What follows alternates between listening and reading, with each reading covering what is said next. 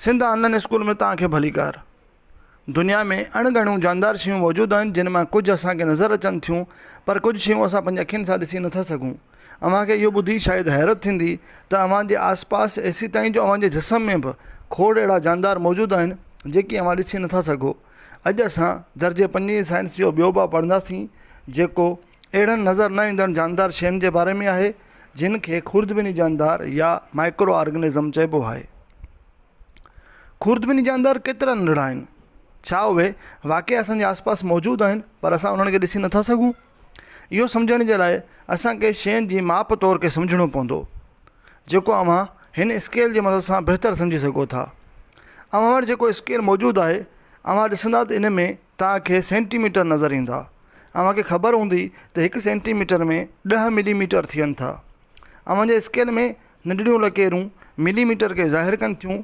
जेके शयूं 1 मिलीमीटर या उन खां नंढड़ियूं थियनि थियूं, उनखे ॾिसण लाइ असांखे तकलीफ़ ज़रूरु थिए थी, पर वरी बि जांचे ॾिसण सां शयूं ॾिसण में ईंदियूं आहिनि। जीअं वारी जो हिकु कणु या लूण जी कण वग़ैरह।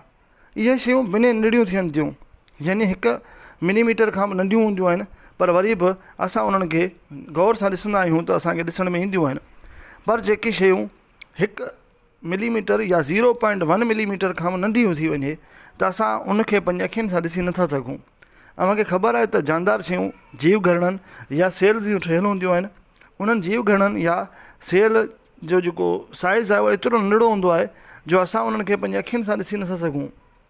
ईअं ॿिया जानदार बि जेकी 0.1 मिलीमीटर खां बि नंढा आहिनि, उन्हनि खे असां पंहिंजी अखियुनि सां ॾिसी नथा सघूं। तिन खे ॾिसण जे लाइ हिकु ख़ासि औज़ार जी ज़रूरत पए थी, जंहिंखे खुर्दबिनी या माइक्रोस्कोप चइबो आहे। ऐं जेकी जानदार खुर्दबिनी सां ॾिसी सघनि था, तिन खे खुर्दबिनी जानदार चइबो आहे। ॿारो, अॼु जे लाइ एतिरो सबक़ु काफ़ी आहे। सुभाणे हिकु नए सबक़ सां गॾु वरी हाज़िर थींदासीं। तेसीं अलाह भाई।